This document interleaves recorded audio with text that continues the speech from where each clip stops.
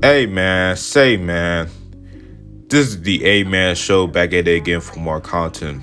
The NFL has produced so many great defensive ends in this era, as defensive ends has been a monumental piece for a defense for quite some time.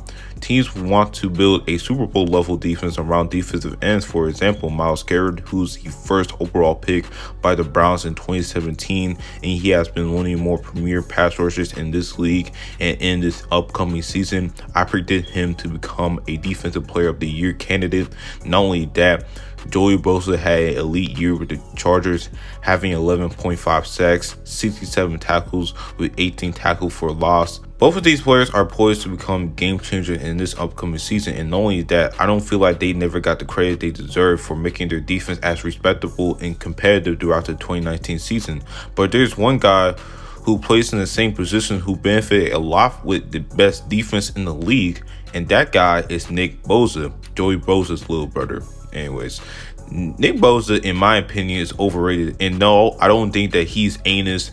Obviously, he is not. I mean, he won Defensive Rookie of the Year, for crying out loud. Overrated means that people are ranking him higher than what he actually deserved. And Bosa has been very good. He had 9 sacks and 47 tackles with 16 tackles for loss, 1 interception and 1 forced fumble. He established himself out of the gate as a 22-year-old as one of the best defensive players we have in this league. But the fact that people are ranked him as the best defensive end in the league, sorry, but nigga, you was tripping. Although he is a very productive player in this league, he is not the best, and I'm going to show you why later in this video. If y'all love football and basketball videos, then subscribe to my channel for more NBA and NFL content. This is the right channel for y'all, and also click on the notification bell so that way y'all don't miss any of my videos. So that out of the way, stay tuned. I paid my dues, now I'm a made man. I caught my fade, now I'm a made man. You never see me again. I got the juice, now I'm a made man.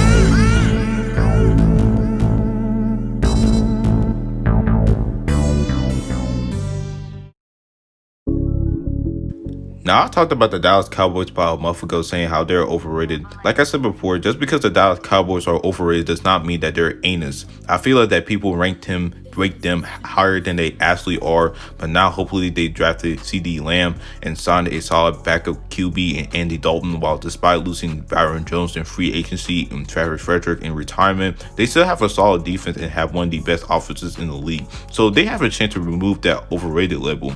As for them, I set the same precedent on Nick Bosa because I believe that he's overrated, and there's reasons why. One, because he played with a top defense in the league. For example, he had DeForest Buckner, who's one of the most dominant defensive tackles in the NFL, and he's known for penetration and maintaining the gap very well. Overall, he's an excellent run stopper, and not only Buckner, Eric Armstead, who's also as good as Buckner, but he had more sacks, more tackles, despite having less tackles for loss. Both Armstead and Buckner have been more impactful on the run game and have been a significant reason up to why the 49ers defense has been so dominant. So based on that, the reason why Bosa has so much success was because he had Buckner and Armstead down in the field with him. Simple.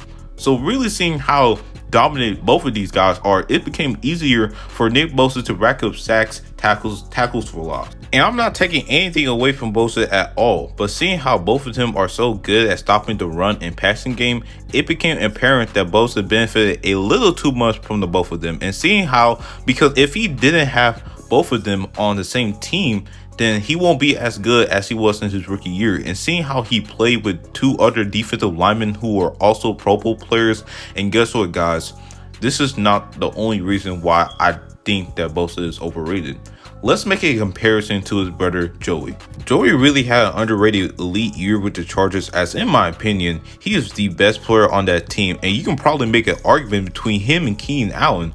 Right now, Joey has been the sole reason of why the Chargers defense has been very respectable, because he is a force on the edge and he is a better pass rusher than his brother. He is as good, if not a little bit better than him in stopping the run game.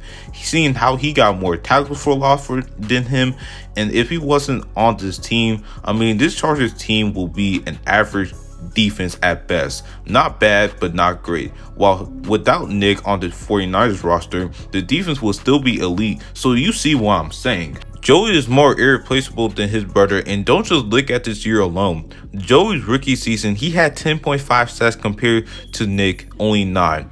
The tackles are almost the same, but the Chargers are ranked 8th in opponent touchdowns, all because of Joey Bosa. The difference between him and his brother is that Nick played all 16 games while Joey played only 12 games. But had he played all 16 games, he could have had more sacks, more tackles, and more tackles for losses. Nick's brother had a better defensive rookie of the year season despite playing in less games. And not only his brother, Myles Garrett, as he didn't try to kill Rudolph and later be suspended indefinitely, I would think that he could have been a defensive player of the year. Scratch that. He could have been a defensive player of the year candidate, because this man is one of the most athletic defensive linemen I've seen in a while. And combine all of that finesse and strength he has, low-key, the Browns should have been at least a top 10 defense last year had Freddie Kitchens hasn't been head coach. I don't even think that Nick Bosa even that much better than Max Crosby. Crosby is by far the most overlooked rookie in the entire league because this man had 10 sacks, 47 tackles, 16 tackles for loss, and 4 forced fumbles.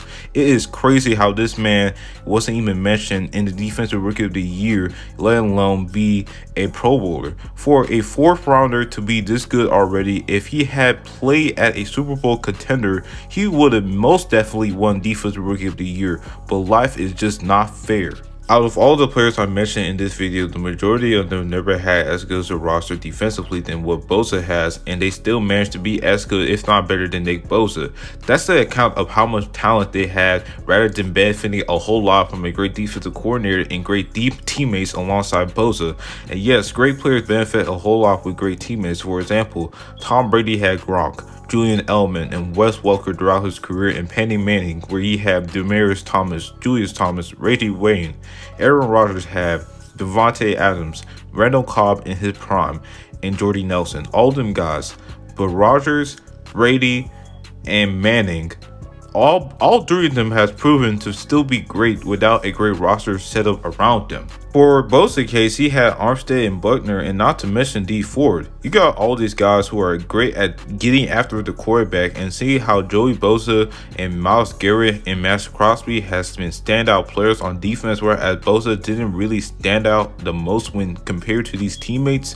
They stand out more than Nick Bosa based on the performances, impact, and how much value they have, and not only his teammates but the other players I mentioned in this video. And them guys are going to dominate, seeing how they have so much potential to dominate because these guys are young, and I mean around 22, around 24 years of age, and they only have so much room to grow off of an elite season. Nick Bosa has so much room to grow. Really, Bosa really was impressive last year overall because he already established himself as one of the most premier pass rushers in the game. In the running game, I do kind of need to see an improvement in stopping the run a little bit, but who cares? It's not affecting his game a lot. But if you're really going to put Nick Bosa in the top of the defensive end rankings, then you done lost me.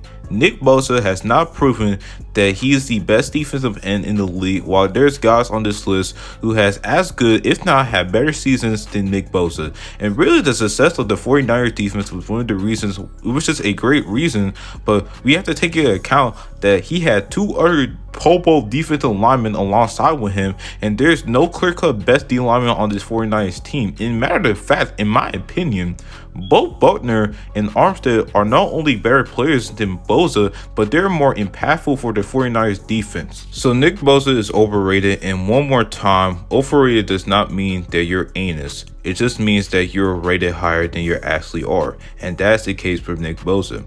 Thank you for watching my videos. Make sure y'all subscribe to my channel for more NBA NFL content.